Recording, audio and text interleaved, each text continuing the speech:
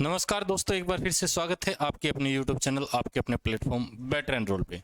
तो आज से हम डेली क्लास करेंगे ईवीएस की, और एक दिन ईवीएस की होगी, दूसरे दिन आपकी डिजास्टर मैनेजमेंट की होगी। ठीक है, जो आपको सबसे ज़्यादा संशय था कि डिजास्टर मैनेजमेंट और ईवीएस यानी कि पर्यावरण हम कहाँ से करें, आपदा प्रबंधन और पर्यावरण हम यहीं कराएंगे। डेली क्लास होगी और इसकी PDF आपको बेटर एनरोल एप्लीकेशन पे मिल जाएगी, वो डाउनलोड कर लेना, लिंक डिस्क्रिप्शन में है। ठीक है, देखो भाई, पर्यावरण सबसे पहले शाब्दिक का अर्थ है क्या, मतलब इस शब्द का क्या अर्थ है। पर्यावरण का अर्थ है परिभाषा, या इसका अर्थ परि मतलब, ठीक है, इसके और आवरण घेरा, यानी कि देखो परि मतलब क्या होता है, चारों ओर, और आवरण घेरा यानी कि चारों ओर। ठीक है, पृथ्वी के चारों ओर, ठीक है, नामक दो शब्द से मिलकर बना है, जिससे का अर्थ है चारों ओर से घिरा हुआ, अर्थात पर्यावरण वह क्षेत्र है जो किसी जीव के चारों ओर विस्तृत है। ठीक है, ये आपका यहाँ से आपका जो परिभाषा है वो आपकी क्लियर हो जाती है। ठीक है, कि पर्यावरण की क्या परिभाषा है। ठीक है, इसके बाद में बात करते हैं हम नेक्स्ट। देखो भाई, पर्यावरण संरक्षण अधिनियम कब आया भाई? 1986 में आया। पर्यावरण अधिनियम कब आया? 1986 में आया। के अनुसार पर्यावरण के अंतर्गत किसी जीव के चारों ओर घिरी भौतिक व जैविक दशाओं एवं उनकी अंत क्रियाएं शामिल है। यानी कि किसी जीव के चारों ओर जो वातावरण है उसे हम क्या बोलते हैं? पर्यावरण बोलते हैं। और ये अधिनियम कब आया था? 1986 में आया था पर्यावरण अधिनियम। ये आपसे क्वेश्चन पूछ सकता है एग्जामिनर। ठीक है, तो यहाँ से 5 या 4 नंबर के क्वेश्चन आएंगे तो वो आपको कर लेने ईवीएस और डिजास्टर मैनेजमेंट। ठीक है, पर्यावरण की संरचना देखो भाई, इसकी संरचना स्ट्रक्चर ऑफ एनवायरनमेंट। ठीक है, पर्यावरण के अंतर्गत पृथ्वी के जैविक और अजैविक दोनों घटक शामिल है, और इनके आगे आगे भाग चलते रहेंगे, जैविक और अजैविक, यही पढ़ना है। इससे ज़्यादा आपको ईवीएस में कुछ नहीं पढ़ना, तो वहीं से आपके क्वेश्चन क्लियर हो जाएंगे। देखो भाई, पहला घटक क्या है? जैविक। ठीक है, इसके अंतर्गत जीव, वनस्पति तथा सूक्ष्म जीव सम्मिलित है। इसके कौन से अंतर्गत क्या क्या सम्मिलित है भाई? जीव और वनस्पति और सूक्ष्म जीव सम्मिलित है। किसके? जैविक घटक की हम बात कर रहे हैं पर्यावरण के अंदर। ठीक है, दूसरा क्या घटक है? अजैविक। पहले जैविक था, अब अजैविक। दो घटक है। ठीक है, इसके अंतर्गत स्थल मंडल, वायुमंडल तथा जल मंडल को सम्मिलित किया गया है। यानी कि पहले आपके क्या थे? जीव, सूक्ष्म जीव और वनस्पति। अजैविक के अंदर क्या होगा? वायुमंडल, स्थल मंडल, जल मंडल। ठीक है, ये आपके इसके कंपोनेंट होंगे। ठीक है, अजैविक की। अब बात करते हैं, देखो भाई, ये आपका देख लेना भाई ध्यान से, ये आपका डायग्राम है। देखो भाई, जैविक घटक के अंदर आपको कितने भागों में बांटा गया? 3 भागों में बांटा गया है। देखो, भौतिक कारक, अकार्बनिक कारक और कार्बनिक पदार्थ। ठीक है, देखो, तापमान भौतिक के अंदर क्या आता है? आपका तापमान आता है, आर्द्रता आती है, प्रकाश आता है, वायुमंडलीय दबाव आता है। ठीक है, मैंने पहले ही बताया था, अभौतिक के अंदर वायुमंडल, जलमंडल और स्थलमंडल आपके आते हैं। ठीक है, अकार्बनिक पदार्थ के अंदर जल, ऑक्सीजन, कार्बन डाइऑक्साइड और नाइट्रोजन आती है। और कार्बनिक पदार्थ में क्या आता है? प्रोटीन, कार्बोहाइड्रेट और लिपिड आता है। ठीक है, जैविक घटक जो हैं, जिसके अंदर मैंने जीव, वनस्पति और सूक्ष्म जीव पढ़े थे, उसके अंतर्गत क्या क्या आते हैं? उत्पादक, उपभोक्ता और एप घटक। ठीक है, अप घटक। ठीक है, उत्पादक के अंदर हरे पौधे, उपभोक्ता के अंदर जंतु, अपघटक के अंदर सूक्ष्म जीव। ठीक है, यहाँ से आपको जो परितंत्र है घटकों का वो आपको क्लियर पता चल गया होगा। पर्यावरण के अंदर 2 घटक होते हैं, जैविक, अजैविक।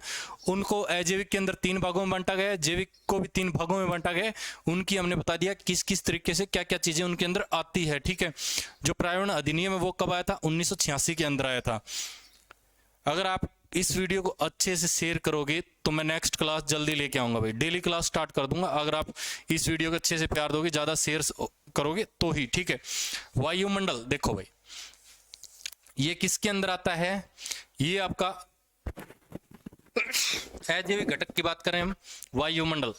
और वायुमंडल में क्या है? जैवमंडल, जलमंडल और स्थलमंडल। देख लो भाई, यही चीज मैंने बताई थी आपकी, किसके अंदर? अजैविक घटक के अंदर। ठीक है, इसके बाद में बात करते हैं नेक्स्ट। देखो, जैविक घटक। जैविक घटक के अंदर सबसे पहले हम पढ़ेंगे पादप, यानी कि प्लांट्स। पादप पर्यावरण के महत्वपूर्ण घटक है। क्या है? महत्वपूर्ण घटक है। हरे पादप प्रकाश संश्लेषण के माध्यम से भोजन निर्माण तथा भूमि से विविध पोषक तत्वों को ग्रहण कर जीव मंडल में खाद्य श्रृंखला को ऊर्जा प्रभावित करते हैं। ये पर्यावरण के जैविक पदार्थ व पोषक तत्वों का चक्रण संभव बनाते हैं। अपना भोजन स्वयं निर्मित करने के लिए के कारण पादपों को स्वयंपोषी भी कहा जाता है। पादप को क्या कहा जाता है? स्वयंपोषी। ये आपको याद रखना है। दूसरा, पादप जो क्या प्रकाश संश्लेषण से अपना जो है भरण पालन करता है, यानी खुद भोजन करता है और इसी से भोजन जो श्रृंखला है चलती है पादप की। ठीक है, इसके बाद में बात करते हैं जीव। आपके जैविक घटक के अंदर बात कर रहे हैं जीव। ठीक है, इसकी जो पीडीएफ है जो मैं यहाँ पढ़ा रहा हूँ वो आपको पीडीएफ आपको बेटर एनरोल एप्लीकेशन पे मिल जाएगी, फ्री ऑफ कॉस्ट मिलेगी। आप वहां से जाएं, डाउनलोड करें और ठीक है पढ़ सकते हैं। देखो भाई, जीव स्वपोषी एवं परपोषी दोनों प्रकार के होते हैं। जीव क्या होते हैं?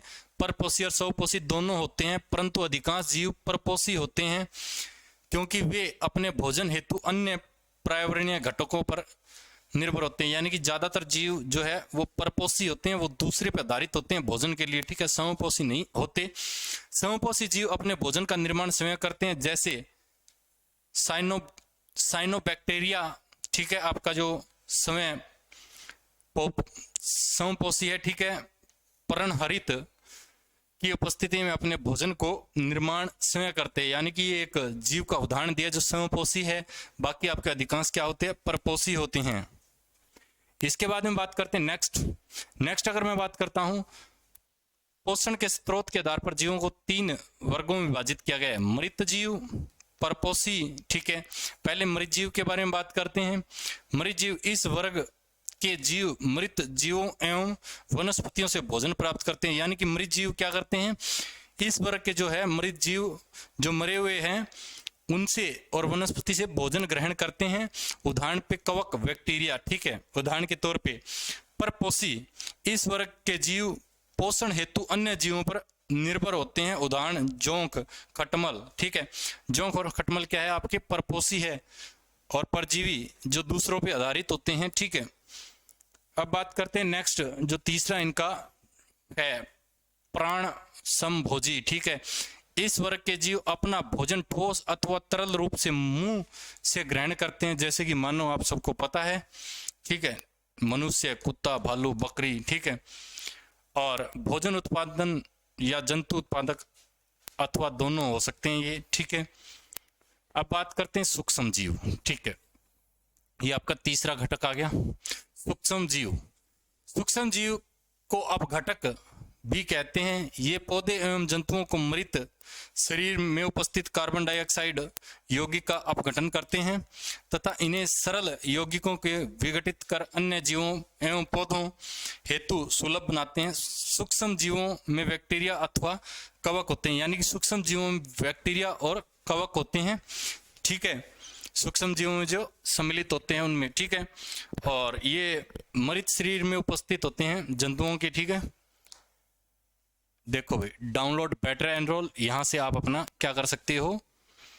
अपनी क्लास की जो पीडीएफ है वो डाउनलोड कर सकते हो। क्लास को शेयर करना न भूलो, चैनल को सब्सक्राइब करना न भूलो।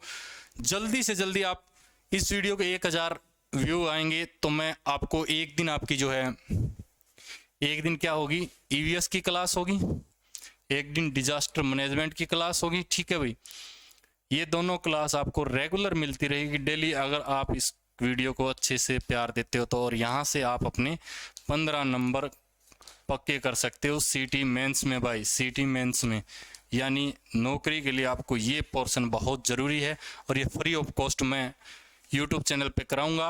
अगर आप इसको शेयर करते हो, अच्छे से व्यूज आते हैं, देखते हैं क्या रहता है, क्योंकि आप लोग भाई क्लास देख लेते हो, उसको आगे से आगे शेयर नहीं करते, फिर टीचर का भी मन नहीं करता पढ़ाने का। चलो भाई, तब तक के लिए जय हिंद, जय भारत। मिलते हैं जल्दी, आप सबका प्यार बना रहे।